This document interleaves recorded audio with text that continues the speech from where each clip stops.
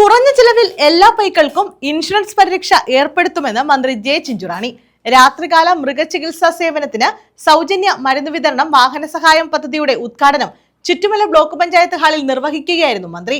കർഷകർക്കായി പാലിന് ഏറ്റവും ഉയർന്ന വില നൽകുന്ന സംസ്ഥാനമാണ് കേരളം.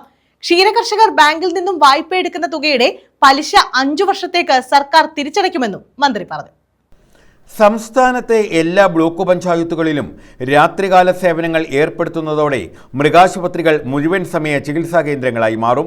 ദാരിദ്ര്യരേഖയ്ക്ക് താഴെയുള്ള ക്ഷീരകർഷകർക്ക് പശുക്കളെ വാങ്ങാൻ 95,000 രൂപയും, ശസ്ത്രക്രിയ ആവശ്യങ്ങൾക്കായി 2 ലക്ഷം രൂപയും, അപകടത്തിൽപ്പെട്ട പശുക്കളുടെ ചികിത്സയ്ക്ക് 7 ലക്ഷം രൂപയും, ക്ഷീരകർഷകരുടെ മക്കൾക്കായി സ്കോളർഷിപ്പ് തുടങ്ങിയ സഹായങ്ങൾ നൽകുന്നുണ്ടെന്നും മന്ത്രി പറഞ്ഞു.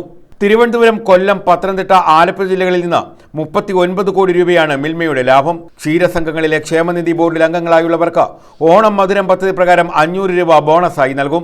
തദ്ദേശ സ്വയംഭരണ സ്ഥാപനങ്ങൾ സ്ഥലം കണ്ടെത്തി നൽകിയാൽ 2 മാസത്തിനുള്ളിൽ ജില്ലയിൽ പോർട്ടബിൾ ABC സംവിധാനം കൊണ്ടുവരുമെന്നും മന്ത്രി കൂട്ടിച്ചേർത്തു.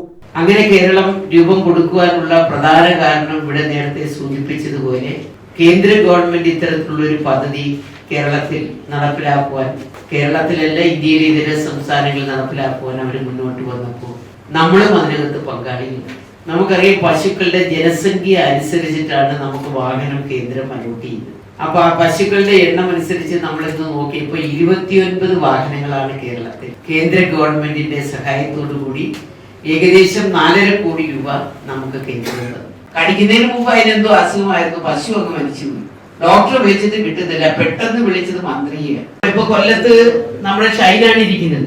ഷൈൻ ഇരിക്കുന്നതുകൊണ്ട് എനിക്ക് വലിയ പ്രശ്നമില്ല. കാരണം ഏത് രാത്രിയിൽ ഏത് കോള് വന്നാലും നേരെ ഷൈനെ കൊടുത്തിട്ട് പറയും പെട്ടെന്ന് വിളിച്ചോണം, വാഹനം വിട്ടുകൊടുക്കാൻ പറയും. ഇതിന്റെ കോൾ സെന്റർ തിരുവനന്തപുരമാണ്.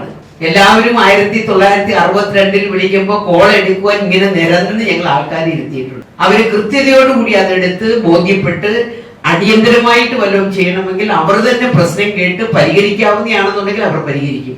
എനിക്കിവിടെ കൃത്യതയോടുകൂടി ഓടിയെത്തുവാൻ കഴിഞ്ഞത് എന്നുള്ളത് ഞാൻ നിങ്ങളുടെ മുമ്പിൽ പറയുകയാണ്. ചുറ്റുമല ബ്ലോക്കും അനുബന്ധ പഞ്ചായത്തുകളും പദ്ധതി വിഹിതമായി സംഭാവന ചെയ്ത 5.5 ലക്ഷം രൂപയുടെ മരുന്നുകളും വാഹന സഹായ ധാരണാപത്രവും മന്ത്രി കൈമാറി. ചുറ്റുമല ബ്ലോക്കിലെ രാത്രികാല മൃഗചികിത്സാ കേന്ദ്രം കുണ്ടറ മൃഗാശുപത്രി കേന്ദ്രീകരിച്ചാണ് പ്രവർത്തിക്കുന്നത്. തൃക്കരിവ, പനയം, പെരിനാട്, പേരയം, കുണ്ടറ, കിഴക്കേക്കല്ലട, മൺട്രോത്തുരുത്ത് പഞ്ചായത്തുകളിൽ സേവനം ലഭിക്കും. കോവൂർ കുഞ്ഞുമോൻ MLA അധ്യക്ഷത വഹിച്ചു. കർഷകർക്കും അവരുടെ എല്ലാ ആനുകൂല്യങ്ങളും സമയബന്ധിതമായി നടപ്പിലാക്കിക്കൊണ്ടിരിക്കുന്ന ഗവൺമെന്റ്, മന്ത്രിയും ഡിപ്പാർട്ട്മെന്റുമാണ് നമ്മുടെ. ഒരാൾക്കും ഒരു പ്രശ്നം ഉണ്ടാകരുത് എന്ന രീതിയിൽ വളരെ നന്നായിട്ടുള്ള ഇടപെടലുകളാണ് ബഹുമാനപ്പെട്ട മന്ത്രി നടത്തിക്കൊണ്ടിരിക്കുന്നത്.